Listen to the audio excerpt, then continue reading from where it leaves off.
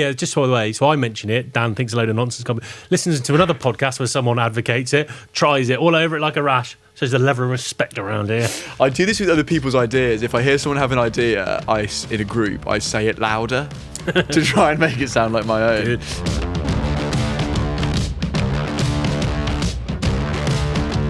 Hello and welcome back to Kickpoint, the Golf Gear Show. Thank you for joining us again for another hour or so of equipment chat. We appreciate your company. Hope you're looking forward to this week's episode. We certainly are, Joe, aren't we? How are you? Yes, I'm very well, thank you, Dan. You look all cosy and ready to settle down in front of Bargain Hunt.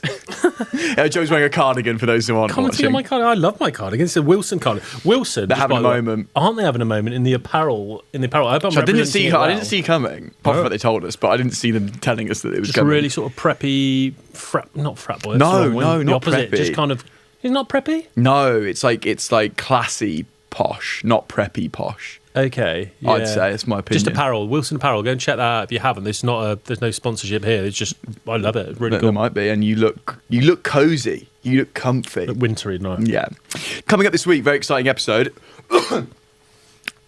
Sorry about that. Dan's got a little tickle in his throat. We have our first equipment launch of the season. PXG have gone early this year with the new Lightning woods. We have got our full reaction to them. We've both been fitted for them, and we'll get stuck into them. They're the first of the year, Joe. We're going to have to come up with a sound, aren't we? Because we teased it in the last one.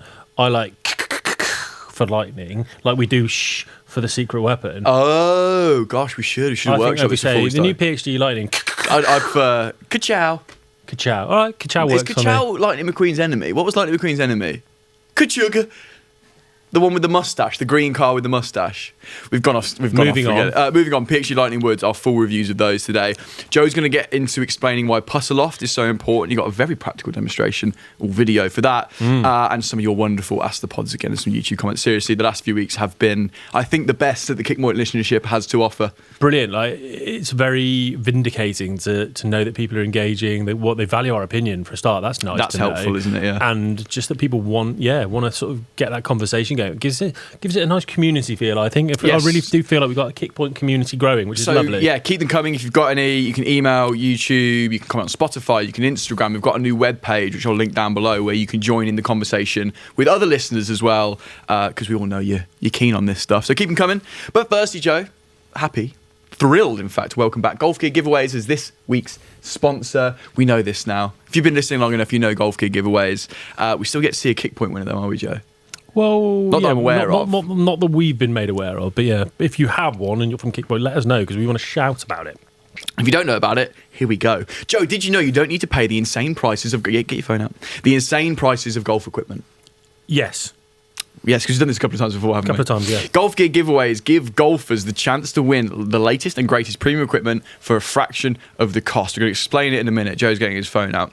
Golf Gear Giveaways run competitions every week to win things like custom fit clubs, exclusive golf experiences, and premium accessories.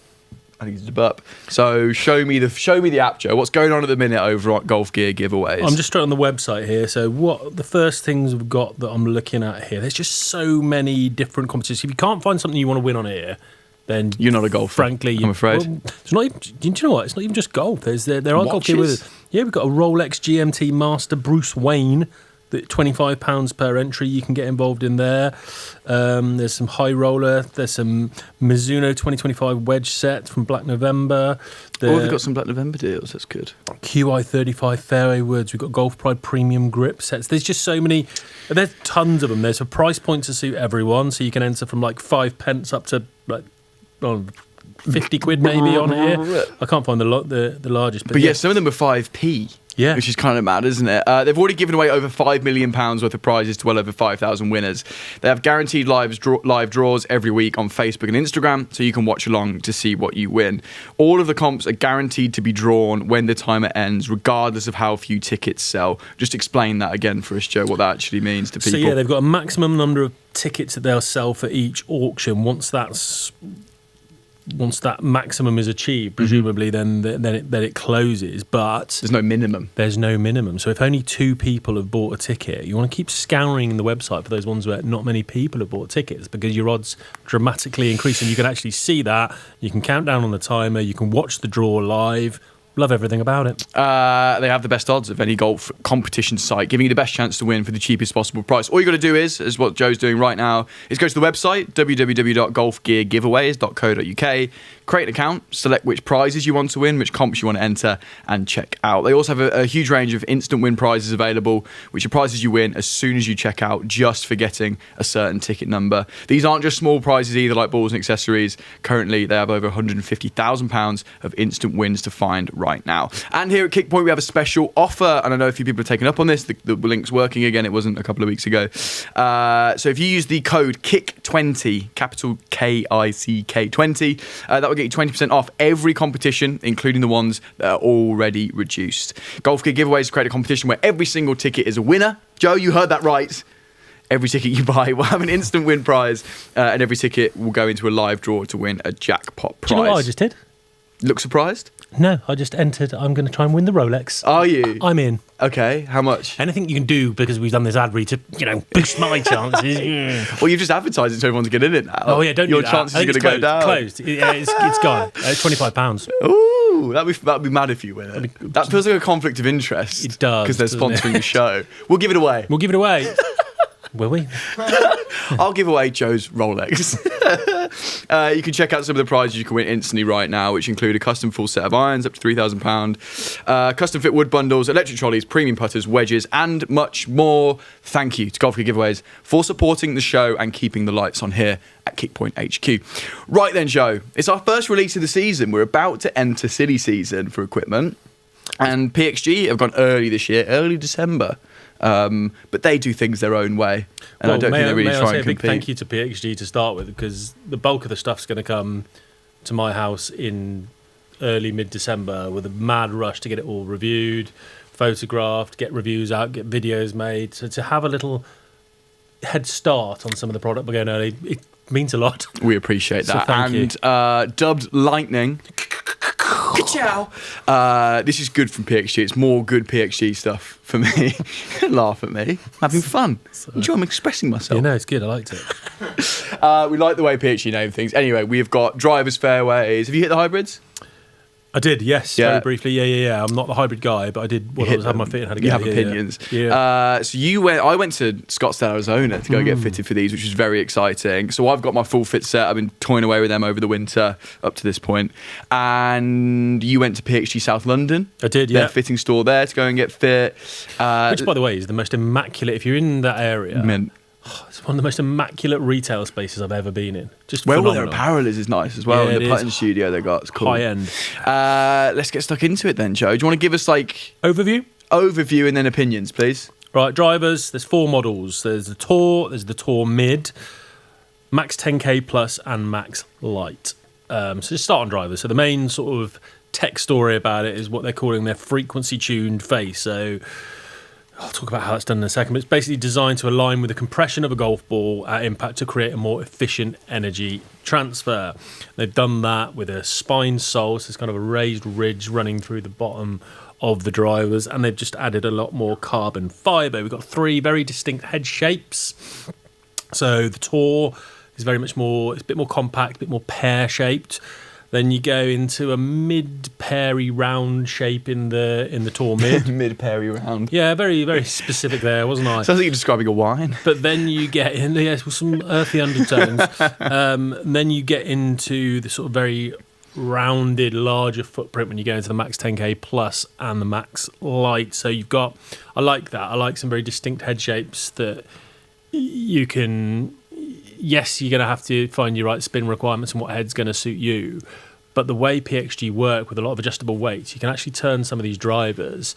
You can kind of go into the 10K Plus and move some weights about and make it a little bit lower spinning. You can make the Tour model, if that you love the shape of that head, you can switch the weights there and make it kind of a Tour Light, if you like, with a bit more. So there's lots you can do, so you can actually kind of pick your head shape really visually. I've always thought that about PXG. Like, if you're a person who's just decided I'm happy to go with one brand, these can do a lot in their fitting matrices. And there's some interesting stuff. We can't talk about it, but there's interesting stuff to come. The irons, which will be irons will be in January, which I've got a lot to say about. But yeah, so that's one of my big notes. I really like the ability, and there's a lot of fittings you go to where weight is available in the head, but they tend to just like, we'll flip these two rates around and see what happens.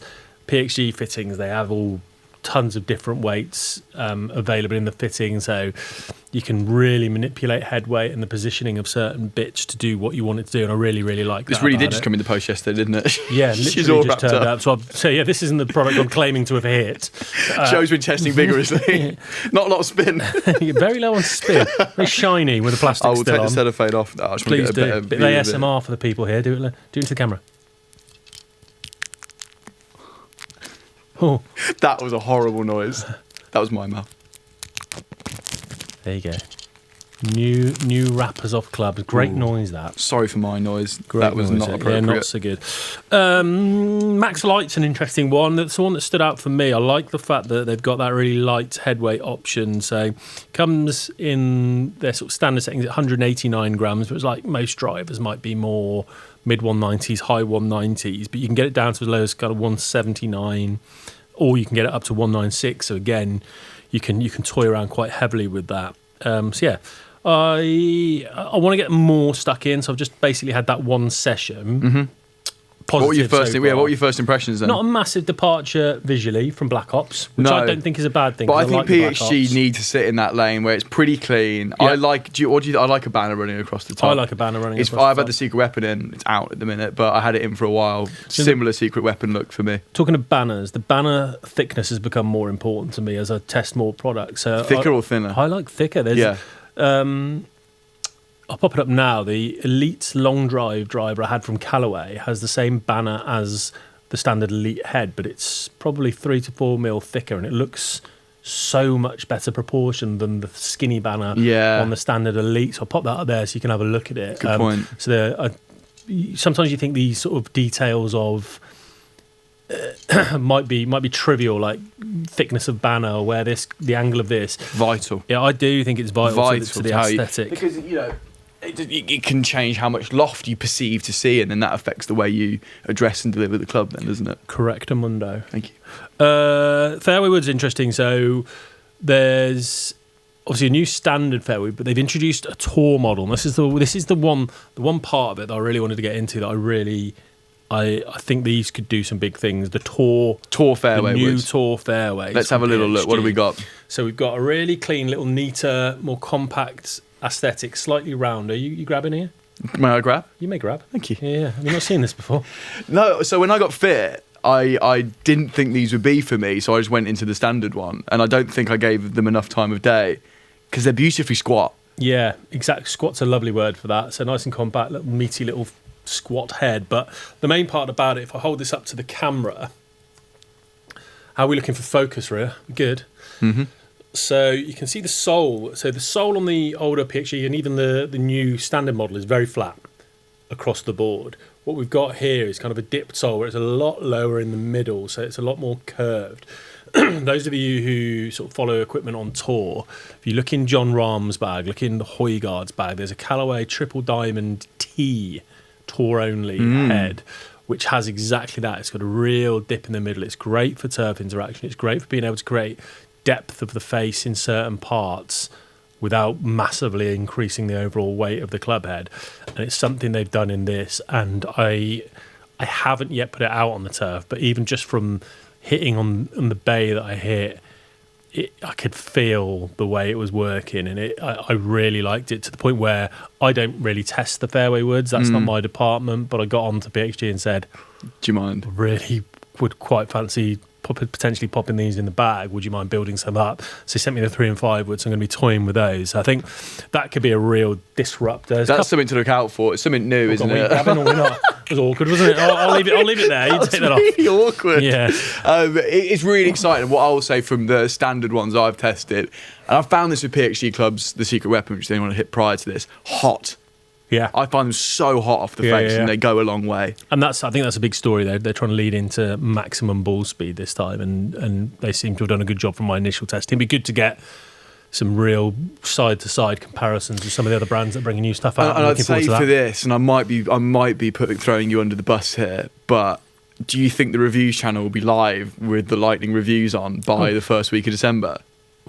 Because that's when this is coming out and you're listening to it, and I'm thinking that would be a good place to point people to watch you hit these and get even more If it's not live now, it'll be in the next few days. There you go. Accountability, baby. And we're going to do some very in-depth stuff, including measuring out these heads to make sure they are what they say they are in terms of specifications. I cannot wait to see. Now we've got this lab downstairs, the performance lab, because we spoke about driver loft discrepancies the other week, how much it actually really annoyed us. Check the loft. Hashtag check the loft, folk.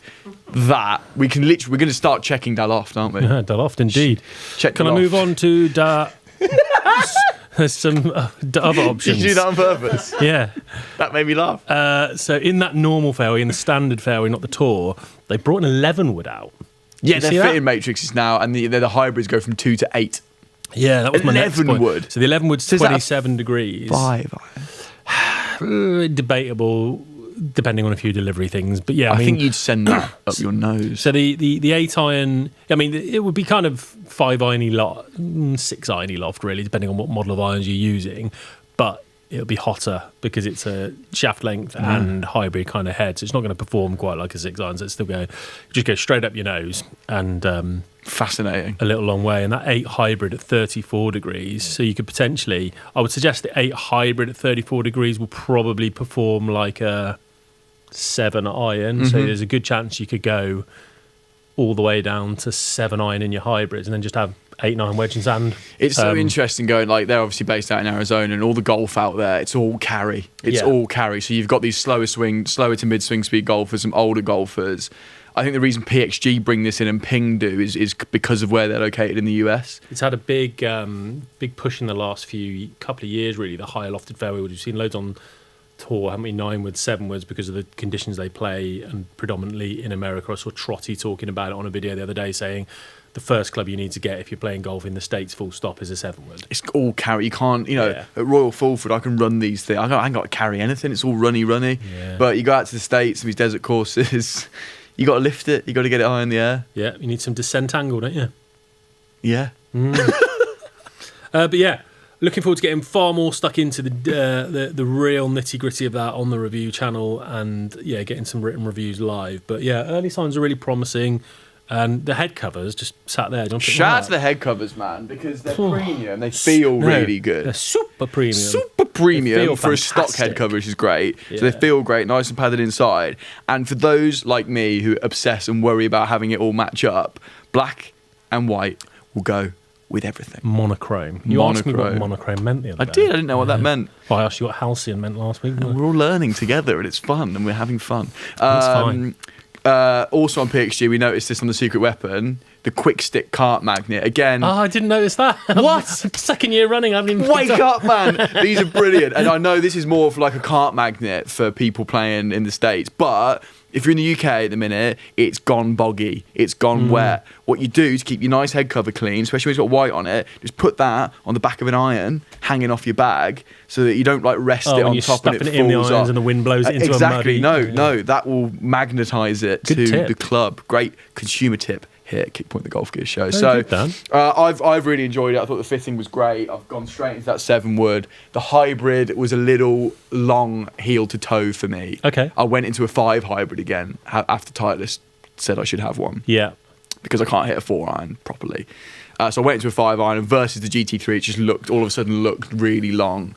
But there's another brand's hybrid I've seen this year that's very similar. It seems to be a bit of a trend in hybrids. Just out of interest, did they try you in a higher lofted fairway wood as an alternative to that hybrid? Did you give them that feedback? Oh, we didn't. No, I should have. I bet you didn't give them that feedback. I'm did you? really bad at fitting. I'm really bad at fittings. Yeah. And we talk about this to people who go to fittings. I fall into this terribly, and I kind of came out of the fitting, which was really good, and I really enjoyed it. And I went, I didn't ask any questions or ask, can I try this? I felt a little bit like, oh God, what a pleasure it is to be here. This guy's really good. And he was. And he gave me all stuff. You've treated a massage, you've treated a fitting there like having a massage, haven't you? Just just lay down and took it over to you. Yeah. Make me feel, make it work. Please. And it did. And that whole thing worked. But I didn't say to him, oh, actually, my hamstring's a bit tight. Do you mind going down there? In the massage analogy you were going on it. And that would be another piece. That's a top wonderful point consumer tip. advice. Yeah, fittings have to be, the best fittings are interactive. The more information you give the fitter, the more things you tell, they're not going to think you're bothering them by, can I try this? Do you mind if I see what this does? That's what I think, though. I get anxious. And I don't have the confidence in myself to ask questions or go, can I try that because of this? I just went, that's my setup I've always had. I've had 7 wood 5 hybrid for a while now. Just whack me in that. I sort of walked away and went, I should have said, yeah, would a 9 would have been a good shout here. I'm going to walk you through. We should video that. We should maybe go to Precision or something like that. You get fitted and I'll sit with you and I will highlight the points and go, this is where you need to say, mention about that, Dan. Ask about this, Dan. It's like the show. I'll coach you into being. It's like the show, The Rehearsal. Have you seen that? Yeah. Where the guy has to rehearse every social event because he's so nervous about it. Yeah. We rehearse me going to a fitting. That'd be good. That'd be a fun night. We'll get a curry. We'll get a curry in that night, shall we? So that's PXG Lightning Woods. For more detailed information on that, ka-chow. For more information on that, Joe's written reviews will be down in the description, because they'll be live by now. And look out for the Golf Monthly Reviews channel in the Performance Lab, where Sam and Joe will be hitting these away. December the embargo's the 2nd, which is a Wednesday, so the 4th. I don't know, actually. Today could be Friday the 2nd. There you go. Exciting. Great bit of podcasting. You and this cardigan, I feel like it's actually changed your personality. In what way? You're more like, yeah, man. Blasé, aren't I? You're just really feeling myself. Yeah, you are. I think I like it. Maybe I don't. Well, we'll find out. We're with each other all the evening tonight as well. We're going for a beer tonight, which should be fun. Okay, time to move on to something of an explainer about putter loft, Joe. And this has come from, where did this come from? You were out and about doing a social video on it, and yeah, it just came from my brain initially. It's wow. Like particularly in the UK, at this time of year, the greens start getting a bit woollier. The greenkeepers have to leave them a bit longer because of the threat of frost and things like that. And it's just a little public service announcement. Once again, check the Loft. And you can check the Loft yourself. So we're going to run some B-roll in a minute. Can I watch it while we're running it? It's on your phone. Is it on my phone? You showed it me on your phone. Yeah, but then I'd have to find it, and I don't think that'd be very good podcasting. Well, so we can fill. No, we'll pop it up there. But I want to watch it again. All right, I'll find it while I'm talking. So, essentially, you might not think putter loft has much to do with anything, but it really does, and it has a big impact on your distance control, which again you might find weird, but I'll explain in a minute. What on earth is this? Do you want me to search for you? I feel not bad really. Now. Was it before or after I went to the circus? Some would argue you've always been at the circus. Hey, very good. I think I deleted it because I uploaded it to the drive. Yeah, sorry. So are we going to have it to show people? Yeah, it's going to be up there right now in a very cool 3-way thing. Which do you think I'm over-promising there? Yeah. No, David's got that in his locker. David's got this. He's a magician. Locker. Well done, Dave. So the loft on your putter will have a huge influence about when that ball starts to roll. So there's a really easy way of checking this, and this is what you're seeing right now. If you get a golf ball and just pop a little cross on it, it doesn't even have to be a cross, it can be a line, and then pop that on the ground, pop the ball on the ground as you would, but with the line, how do I describe this? You pop your phone on the floor, propped up by a couple of tees, in slow motion, pointing worm's eye on the putting green, pointing towards you, so your face onto it, but really close up on your putter head and the ball. And the line, just put it vertical for the sake of argument here. And then in the slow-mo setting on your phone, just hit a putt. In normal speed. Yeah. Don't go in slow-mo because the slow-mo will do that for you. Then when you're watching it back, you'll begin to see how that line orientates, as is running on the B-roll here, how that line orientates as it comes off the putter blade. So if you, for example, see that rotating backwards immediately off the putter blade, there's a very good chance you've probably got too much loft on your putter. So you're going to create some skid there. So what will happen, the ball will take off a little bit because it's got loft on it. Spinning backwards, it will skid on its first couple of contacts with the green and potentially take some energy out of it. And you're going to end up potentially leaving a lot of putts short. Mm-hmm. Similarly, if you don't have enough loft, what will happen? You might see the ball rotating very early end over end, which sounds really good, but if it hasn't got the loft to get above the grass to start with, you're going to get a bit of additional friction, a bit of snag, and once again the ball isn't likely to make the full journey of what you've given it in terms of energy. So as a very general rule, and people will argue this a little bit, but to get yourself in a really good ballpark place, if you're doing that test with the camera, that's still running, hopefully. Still running? It's just running. It's just going to run the back whole time? Forth. Yeah, just let it run, because you can see what we're talking about. Okay. Sorry, David. And then as you're hitting that putt, if you can get it coming off, so a really good general rule is to make sure that there's no oscillation. If it's coming off, dead. If it's coming off, you want it no to leave spin, no the frame spin, dead. Yeah, and if you can get 6 to 12 inches out of it with no back or top spin, that's a good place to be. Then it will get above the grass and then it'll begin to roll. So just at this time of year, I would really like you to check that you're in that place. It's like a teacher giving homework. Yeah, we'll do. Just You're check. dressed like a teacher giving homework. You're dressed like a geography teacher. Can't do anything here without it being commented on, can you? So what can people do about this, though, if their putter loft is wrong? Change it, and how obviously. How do we go and do that, We Joe? go and see a club builder or a PJ professional that has a putter, loft and lie machine. How do you change putter and loft? I'll show you downstairs on the putter and loft and lie machines. You pop it in, we can measure the loft of the putter, then there's special bending bars that will allow you to just tweak the loft back and forth. General... fairly standard loft would be 3.5 degrees, but at this time of year, arguably like a 5 might be more helpful to get it above the grass. Now, I can see the argument there. If we're adding loft, you might create a little bit more backspin, but so I'm kind of going against what I'm saying here of make sure it's coming out dead, but there are exceptions. If you're playing particularly woolly greens, you want to get it above that grass a little bit quicker, ideally. And is there an argument to be said that you could just have a summer and a winter loft? Yeah, potentially. I see this all the time. I had this as an idea. In fact, someone in our comments put this somewhere. So if you can't remember who it was, but they said, could you do an Ask the Pod or a segment on the merits of a summer winter bag? And I think there's lots of things that you could do, whether it's putter loft, whether it's wedge bounce, whether it's changing driver loft, whether it's changing ball for the summer and the winter to something that spins less or more and carries more, whether it's changing the bag makeup because you need more carry because the ground's softer. There's loads. Let's do this as a segment, I think. I think, did I not just do it? We can flesh it out in a segment, can't we? Yeah, we'll flesh it out in a segment. Look out for that. If we're ever short of content, we can do that again.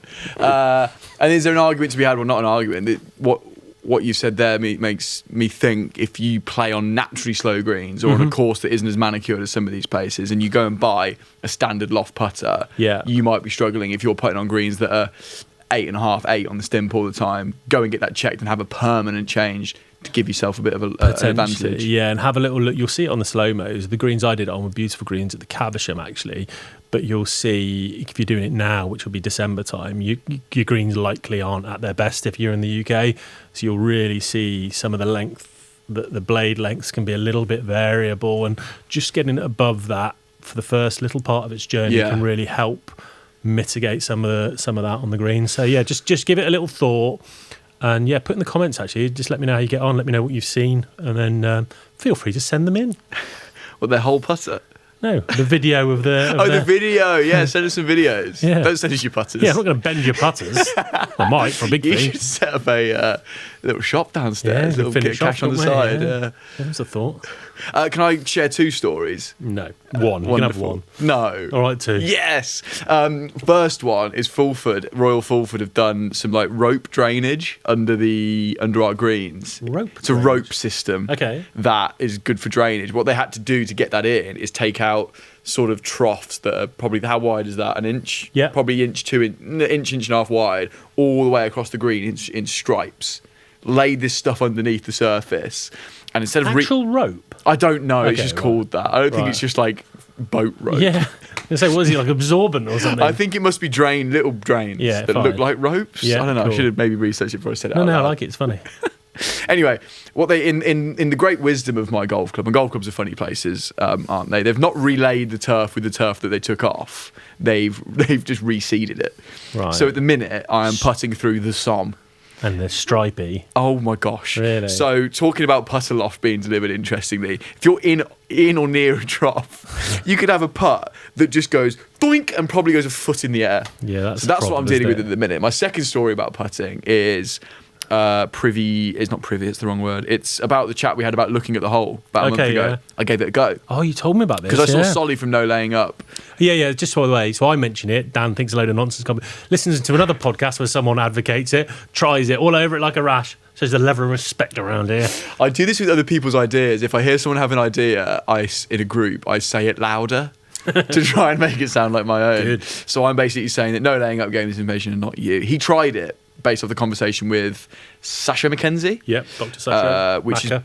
Macca, which is basically if you look at the hole on a long putt and not the ball, your pace control is going to be better. Because you're athletically reacting, you're keeping that target in the... Well, you're keeping it more in your brain because it's in your eyes, because your brain reacts to your eyes. So if it's always in your eye line, like a free throw in basketball, like darts, like archery. I had an argument with the darts player about this. The lad who said you had bad hair. Do you remember I messaged you? Because he had a bad outfit. And you said, "What the hell's that?" And I said, "Well, just have a go at his hair." Yeah. He played darts at university. I had this man. Yeah. I had this conversation with him. He said, "Well, no, I'm technically looking at the dart because they put it toward their eye." So have that. I get no chance. He's looking beyond that dart. I reckon he's looking at the dart. The dart might be in his periphery vision, but he is looking where he wants that dart to go. Yeah. That's what I said to him. Is he any good at darts? He's very good at darts. Yeah. Well, maybe it'd be better if he start looking where he wants it to go.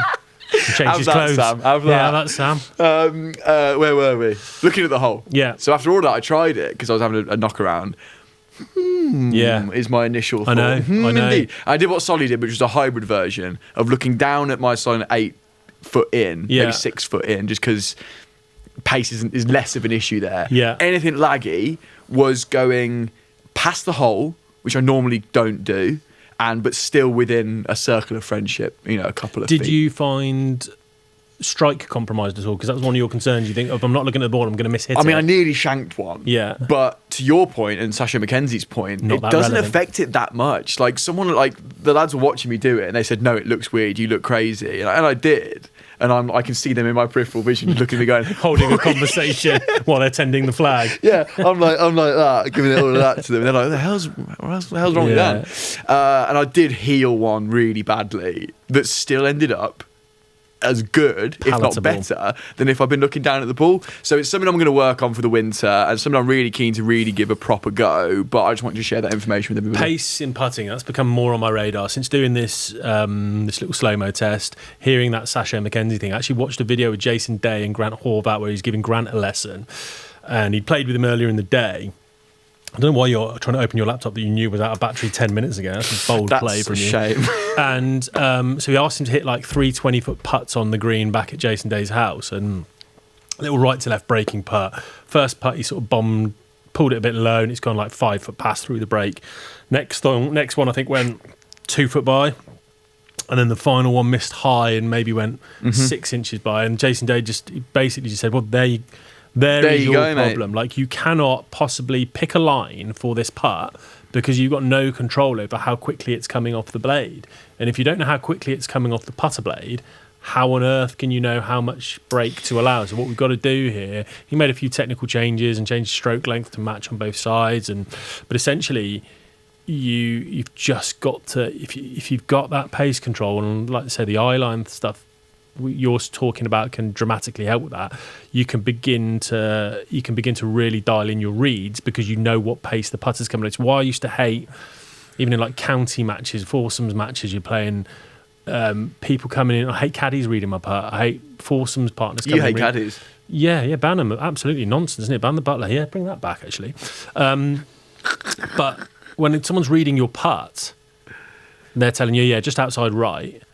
Well, what does that mean? Like, how do you know how hard I'm going to hit it? Do you know if I'm dialing this in? Do you know if I'm going to drill it at the hole? So I just think it's so confusing to have that. One of my favourite ever drills on this was I just used to set up a putting mirror on a straight 6 to 10 foot putt, or straight as I could find, 3 balls, and I would go up and down the scale. I'd try and get the first one to drop in the front edge. I'd try and get the next one to bang off the back of the hole, and then I'd try and get the next one to just go in at a mid-range pace, and repeat, and then you're fine-tuning your ability from that range. Because people talk about just pace control on long putts. If you've got the ability to decide whether you're going to drop it in and match that with what you do, or you're going to take some break out, which I rarely do, but there's putts that suit that, and you're going to bang it in off the back of the cup. If your feel is at that level where you can just change that by an inch or two, you're in a really good spot. You're cooking. Yeah, and you can stop panicking too much about path and strike and all the. That's what's been such a relief. Well, it's is inhibiting, hearing isn't him it? It's quite saying liberating, isn't it? It's so liberating to not have to worry about my strike, because broadly it's going to get there. Particularly with just the type of putter you use, high MOI, spider putter. Which is probably why they're so popular. Correct. I'm not worried about it. It's big lump of metal at the bottom of my club. I'm looking at the hole and I'm going to guide that ball in there. And it's been fantastic. With athleticism, using your athletic ability in your eyes. With athleticism. You heard it here first. Well, thank you, Grandad. That was really interesting. Yeah, I'm pretty sure you said Grandad there, Johnny. It was a bit rude, wasn't it? The whole cardigan thing again, I guess. Well, you've been referencing someone called David. He's not here. David. You know what I mean? You keep saying David. I think you're going senile. Oh, sorry. The editor, David's our editor. And you've just been saying, sorry, David. I'm like... Fine. Joe's going senile in his cardigan. How long have you been going for, folks in the back? 4 days. Oh, perfect. How many? Well, 38. That's good. We've got some time for some Master Pods then. I just went grand again. How many did she say? I missed it. What did she say? It's time for our favourite part of the show, really. It's Ask the Pod. I'm so glad I convinced you to wear the cardigan. Ask the Pod. Ask the Pod. Ask the pod. Ask the Pod. Damn kids shouting all the time. You and your crazy music. Right, speaking of American accents, Joe, we've got an American correspondent today. Ryan Gadd's been in touch. Thank you for your email, Ryan. Hey, gents, new couple of months fanboy here. Welcome along, Ryan. Thanks for the pod. Really enjoy it. Welcome, Ryan. I like Ryan. The Whitby with Bullard made me wet. Love that, man. Can we say that? Can we say that? We'll soon find out. We didn't say it. Ryan said it. Knew I'd like Ryan as soon as that first line came in. And it is our best Whitby to date. Yeah, the Whitby. Move on. Boom, Grandad still got it. Joe, I know in your Whitby you discussed you should be more than an inch longer in irons, but head weight, swing weight concern when doing so, right? I'm 6'8". Crikey, right. I think he's in the NBA, and don't think I can play less than 1.5 inches extra. I'm really curious to hear your thoughts on shaft weight when playing 1 inch or more over standard length. I've been fit into KBS 130s, and my fitter highly recommends that whatever iron shaft I try, that I keep it in the heavy range. Curious about your thoughts on this. Can't find a lot of info on Golf WRX, and the AI bot tells me it's more personal preference. Curious on your expert thoughts. I'm going to test out some S-Taper 125s in some other iron heads. Cheers, guys. Keep up the excellent content. Ryan from Austin, Texas. Ryan. Big Ryan. I'm big old 6'8" Ryan Austin. Tell you what, if land in Austin, you're not going to miss him. No, you're not. 6'8", Ryan's just waving you in. Big lad, bringing the planes in like that. What was I going to say? Yeah, love the AI bots. Trying to give you some help on that. We're the experts. Don't use the AI bots unless you're trying to find out, cook a good chili. Yeah, they're good for recipes. The AI bots. Yeah. So the question at hand. Yeah, so it's an interesting one. So this first got back on my radar. Do you remember when you remember when we went to Ping, the Proving Grounds in Phoenix? And James, the fitter there, he kind of statically measured me using the ping chart, which I hadn't had done for yonks. And he was like, look, realistically, because of my little T-Rex arms, my wrist to floor measurement was pretty high, so it was quite away from the ground. He's like, coming out 1.5 inches longer here, and I've only been in 0.5 inch longer to 1/4 of an inch really for a long time, and that's been kind of the spec I've settled on. And it got me thinking, and my posture's been a little bit stooped at times, so I just thought going a little bit longer might be a good way to go. So I've tried it out on a few things, but as we know, unless you take some evasive action, when we go longer in length, the swing weight goes up. I've had it at the moment, so Tom Bailey at Voda's built me some beautiful Origin raw irons, 4 iron to lob wedge. And I thought this is a good opportunity. If he's there building them up, I'll get them at my inch longer, go a little bit longer than I've been used to, and experiment with that. Love everything about them. They look fantastic. But at the moment, I'm just struggling with timing them because I asked for that extra length on what I'm used to. And my normal swing weight's around D4, D5. These are coming out like D8, D9, which isn't, as I've said before, like, I'm fine pushing boundaries of specs. But I'm very used to that D4, D5 number. and they just feel a little bit hard work, which is not a problem really, because it's like having your hair cut. You're better off leaving it a bit long because you can always take off a bit more, can't you? If they went too short, I don't want to get into plugs and shafts. So I can just cut off the grips, nip them down to the length I want, and they'll probably be in a good. I'm going to persevere a little bit before I do that. Yeah. But that's kind of what you're getting at. As soon as you go longer, that swing weight gets up and becomes pretty difficult. And what I believe you're getting at with, well, should I experiment with shaft weight? Because if you strip some weight out of the shaft and pick the right shaft, you could maybe, even if you're going 1.5 inches longer, pinch back a bit of that swing weight through a lighter shaft. So he should go longer and lighter. He could go longer and lighter, but also he said the fitter that he's working with has suggested he doesn't go lighter than 130, so there'll be something in his golf swing that the fitter's basing that information on. Unfortunately, this is a tricky one in the sense that you're either going to have to go against the fitter and maybe try something at 120, 115, something like that, to get the length you need, because sometimes there isn't the perfect fit and something has to give. So you've got to decide which of those parameters is going to have the greatest effect on your golf game. And if it's the length, which when you're 6'8", it probably is going to be the length, then you're going to have to figure out a way to get it to a swing weight you're happy with. And if 1.5 inches longer at 130 gram shaft, that's probably producing something near the ease in terms of swing weight, or probably into the ease, in fact, that will feel quite meaty. So your choices there are exactly what you've said. You can go lighter in shaft. You can start stripping some weight out of the heads. You can grind some weight out of the head. There's companies that do B-weight heads, so there's lighter heads that cater for these longer builds. So I'd look into the companies that offer that. I know Mizuno, Titleist, Ping certainly do. That's what I didn't read it out because I didn't understand it. Brilliant. Dan's just skipping details he doesn't understand now, everyone. He's trying some... Is it S-taper or dollar taper? Both are said. Dollar taper, I think, is the accepted parlance. Okay, excuse me. Dollar taper in some iron heads, B-weight T100s. Yeah, so B-weight. Sorry, Ryan, I should have included that. So exactly what he's talking about there. So he's mentioned that. He's clued up. Yeah, so he's clued up. So you can strip some weight out of the head that way. And, you know, you can cheat swing weight. You could add some slightly heavier grips, which is going to move the balance point up the club, so you can experiment with heavy grips. Still in his 130 shafts with 1.5 inches. Correct, yes. If you had a bit of weight up there... Probably got big hands. Yeah. It would be funny if he didn't. It would be a little... Yeah, that's funny. So if you're adding some weight at the butt end, the grip end, you're moving that balance point... Ria's just laughed at the butt end. You're moving the balance point back up the club, so you might get that lower swing weight reading, but don't forget then, you are still adding mass to the club, so you're creating... a bigger, a higher total weight, a higher dead weight. So then you're in the realms of, do I respond better to dead weight or swing weight? So this is a very wordy answer, but I guess the crux of the answer to the question is just be aware that unfortunately because of your, I was going to say affliction, being 6'8" isn't an affliction. Nah, I don't That's think a real advantage, isn't it? Because of your physicality, you it's difficult to get the perfect build, and there are things you've then got to decide what's going to be the most important parameter to your performance, and you're going to have to try and test that a couple of times. Yeah, it sounds like some experimenting's in order.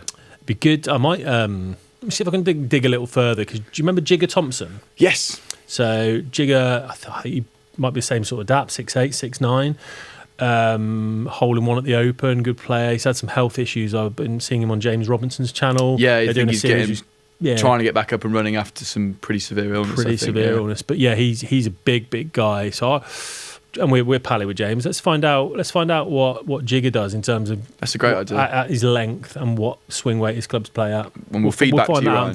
We'll feed back to you, Ryan. Thanks for getting in touch from Austin, Texas. I've never been to Texas, Joe. Yeehaw! Yeehaw, indeed. You ever been to Texas? I'd love to go. Austin seems really cool. I nearly went to university there for a year, but I chose elsewhere. Fascinating story. Thank you. Thank you, big wet Ryan. Oh. Right then, more Joe. We've got loads of good ones, and I'm going to crack through a few if that's okay.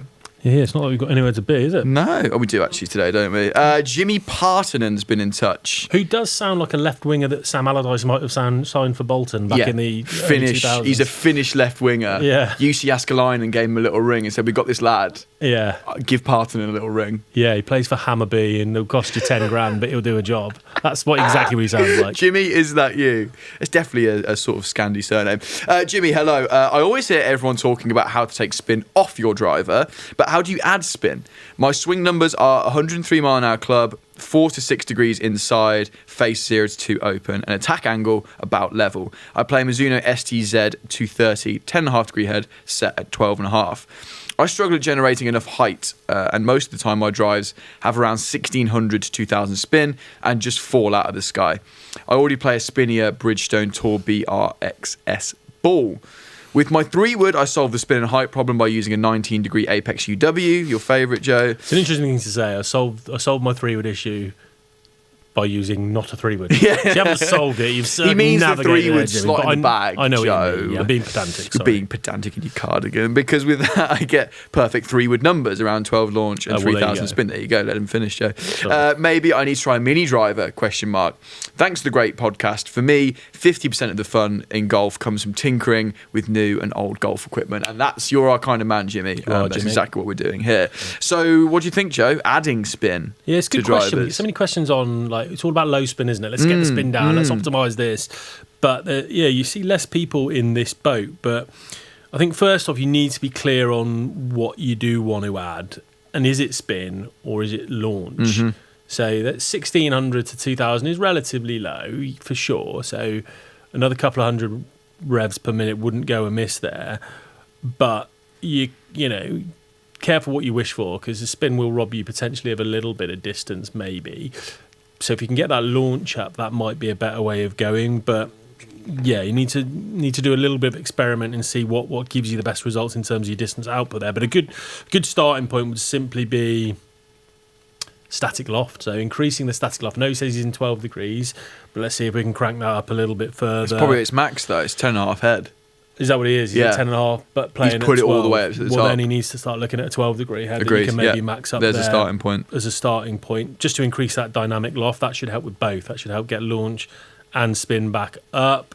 Another way of essentially all you can do, all the ball knows to get further up in the air is impact, right? So it knows where the face is pointing. And if it's pointing more up into the sky, it's going to go more up, depending on your angle of attack and things like that. But his is dead level, so we can zero that out. So he just needs to get more loft on the face at impact. So another way of doing that would be shaft profile. So toying about with potentially something with a slightly softer tip, again, depending on where you release the club in the swing, but something with a slightly softer tip section might add a little bit of kick, add that dynamic loft and get it up in the air. If you are adamant it's spin and you want to look at increasing the spin, then potentially have a look at strike location. So my hunch on what he's talking about there with his delivery conditions is his strike location might be quite high in the face, and if it's high in the face, he's going to get reasonable amount of launch, but as he said, just falling out of the sky with very little spin. So is there an option there to try and move that strike location lower, which you can do through a couple of ways? We can toy with lie angle, we can toy with shaft droop to move that shaft strike location around the face. That could be a really good option. So to do that, if you haven't got access to a TrackMan or a quad or whatever, get a bit of foot spray, put it on the club face, it will leave a ball mark on where you're impacting. And if it's pretty much above the equator on a regular basis, then bringing that strike location down level with the CG or even beneath it will help that spin number go up through gear effect. Did you say foot spray? Have you never done this? Have I never told you about this? I've heard of dry shampoo. Yeah, no, Dr. Scholl's foot spray. Dr. Scholl's other foot sprays are available. Yeah, but Dr. Scholl's the best. They are available, but Dr. Scholl's the best. You've been done by Dr. Scholl? Yeah, I've done a side dressed deal. like Dr. Scholl today. I'm not dressed like Dr. Scholl. You've never even seen Dr. Scholl. So Dr. Scholl. Neither of you. Well, how do you know I'm dressed like him? So, yeah. How do you know you're not? Strike location. So spray the face of your driver with Dr. Scholl's foot spray, and you'll immediately see exactly where you're striking. So you can do all these strike location things on TrackMan and quad, and great, lovely, fancy, but spray, hit, spray, hit, spray, hit. That's really, and that is as visual as you can get it. Yeah, it's as good as you get. And then the only other bit of technique / equipment related stuff you could look at, it's equipment that will influence angle of attack. So he said that he is zeroing out his attack angle. So he's basically coming in dead level to the ball at impact. You're looking up Dr. Charles, aren't you? I know exactly what you're doing. So you can experiment with tee height to influence that angle of attack. So if you're teeing the ball up really, really high, that could be influencing that strike location. So you might be teeing it up really high in an attempt to get the ball up in the air, but what that might be doing is pushing your strike location higher, taking spin off and adding that dip. So conversely to what you're thinking might be the right way to go, experiment with teeing it down a little bit, because that could influence the strike location, going lower on the face, kicking up the spin a little bit more and keeping it in the air longer. So few little ideas there. Again, always difficult without seeing you, but give a few of those a try and see how that works out for you. Top advice, Joe. Thank you. And thanks, Jimmy, for giving as much info as you can on that. You know, we can give better answers with all the info you can give us. So thank you for that. Thank you for taking time to give your email. Dean Dixon's been back in touch. Dino! How's it going, Dino? From Bendigo. We should really think, we'll come up with a more I just like legit jingle for that, like the Foster style. Anyway, hi guys, possibly something to talk about. Well, it is, Dean.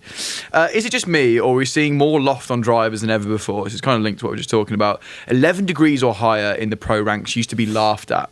Does the ball just not spin enough, or is it the driver, or is it the way the game is taught now? I'm keen to hear your thoughts. Regards, Dean from Bendigo. Good to hear from you, Dean. Always good to hear from Dean. Yeah, I'm hearing this fresh, but he's right. Do you remember me telling you about the Titleist 975D? What a brilliant driver that was back in the day. Tiger was a very early adopter of that driver. That used to come in 5.5 all the way through to, I think it was 10, might have been 11.5. Wow. But you know, 6-degree drivers were not commonplace, but they weren't that. We're far from unheard of, but quite often manufacturers don't even offer an 8 now. Many manufacturers just stop at 9. So I see where he's going. The trend is getting higher. I think my hunch on that, Dino, would be Dino. We know him so well. Sorry, Dino. We're going with Dino. Dino.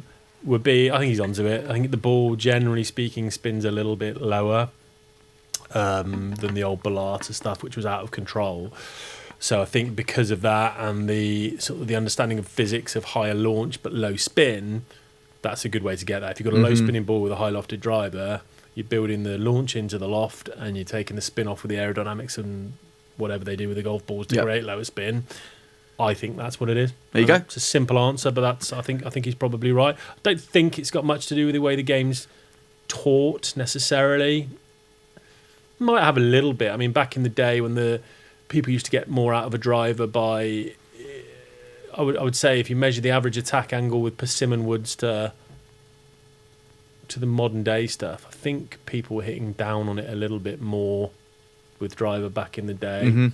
So it could be the way the games had to be taught because of the changing in equipment. But yeah, it's an interesting question, but you are right, the trend is going that way, and my hunch would be it's more ball related. There we go. Good to hear from you, Dean. Thanks for getting in touch as always. One more for the road, Joe, because I want to get these in because I feel bad we're not filming for a while and we've had loads come in. Time are we at? Just out of interest. We've got 5 minutes. We've not got anything to go on the end of this one. No, this is it. This is us done. Wow, One more Astropod and we're off to London today. It's fun, isn't it? The big smoke. Ooh, the big smoke. Right, one more. Jamie Harding's been in touch. Good morning, guys. Not sure if you saw my previous email. I want to echo what I said about how much I love the podcast, and I'm very pleased about the extra episode we're getting on a Monday. Thank Jamie. You, Jamie. Right, are we off then? Is that it? Yeah. It definitely scratches an itch in my equipment junkie brain. Yes, for those who don't know, we are here on Mondays as well now. I just had a quick question about driver shafts. My driver club head speed is anywhere between 120 and 123 mile an hour. Good. And I'm a high launch, high spin player, so I'm always trying to sturdy that. Quell that a little bit, I think is what he's saying there. I've always switched between either a Kylie White X Stiff, Hazardous Black X Stiff, or the Hazardous Green, as I found them to be the most stable, currently in Hazardous Green. I've paired that with my QI10 LS, and it seems to be working well enough for me. My question is that with Christmas coming up, I'm thinking of asking the better half for a Ventus Black Velo Core Plus shaft for my driver, and wondered whether it would actually be worth it for me. I play off 12, single figures next year, hopefully, but generally have an okay swing. The next question is, would it then be worth paying the extra to get it pured as well? Again, thanks for the podcast. It's awesome. Any input would be much appreciated. Joe, can we help Jamie out? Always worth a try of a Ventus product, just really good. And we spoke about it in in the Mount Rushmore episode, there's actually like forgiveness properties to a Venta shaft. So interesting. I'm a big fan. So yeah, I would always advocate that. I'd try before you buy. Go somewhere and make sure. Take your head as well. On your shoulders. Yeah, and also take your club head so you can try your exact setup as you want it to be. I think certainly give that a chance. And if you're at 120 plus, like you are, contemplate some tipping of the shaft. So if you're trying to control, because you said he's high launch, high spin. So if you can just pinch another 100 revs off that by tipping it an inch, that might be a consideration. Puring, not for me. Interesting. I just don't see enough good players doing it. And if it made a huge difference, everyone would do it. I see all these lists, and SST, I think it's Puring, always release this. Here's the book of how many people have had. Here's the names of everyone that's had their shafts pured over time, and like that list includes everyone, like literally every golfer you've ever heard. But that will be, they've gone, here, try this pured shaft, put it in their hands, and then write their name on the list of someone that's tried a pured shaft. The bulk of the tour staff don't do it. Rory certainly doesn't. Scheffler doesn't. You can see it from the orientation of where they move their club shafts into different lofts and things like that. And if it was pure, that would completely circumnavigate that. Not for me. Not worth it. It's fine. I don't think it's not. It doesn't do any harm. Certainly doesn't do any harm. But the advantages of it, I from whenever I've tested it, negligible. There we go. So, but if it's in with your fitting, I think they only add about 6 to 8 quid. Yeah. So yeah, absolutely. But I would also caveat that with, if you do want to toy about with your loft at certain times of year, then you're just going to move it off the orientation of what it's been pured at anyway. So it makes it pointless. Redundant. Unless you know you're going to stick in that loft. Yeah. There we go. I like your forthright answers at the minute. It's the cardigan. It is the cardigan. You've been different this episode. I promise you'll watch this back and you'll be like, something changed in me. Maybe I'm a cardigan guy. Oh, I don't know. Well, it's time to get you off for a nap anyway. You've had a busy morning. Thank you for listening and watching. Genuinely appreciate it. Obviously, your comments, your likes, your subscribes. We read them all, and thanks for your great emails over the last couple of weeks. Next week, Joe, we will be in Pinehurst, North Carolina, welcoming Pete Finch onto the show for a What's in the Bag. Got a call coming in. Shall I check if it's Pete? Yeah. No, it's Howard. Howard. Later, Howard. So we'll have Pete Finch doing What's in the Bag, and we're going to talk through Joe's time playing Pinehurst number 2. There'll be some equipment in there, don't worry. We've not planned the episode out yet, but Pete Finch watching the bag and some time from Carolina. The equipment might be a live reshafting my putter when I've snapped it over my knee when I keep putting off those greens. It could be that. Could be the Are you going to play in the cardigan? You should. I might play the cardigan. Pinehurst in the cardigan could be a play. Like a vibe, is it worth it for me, like, ribbing you all the time? Yeah. I can handle that. Okay, yeah, clearly.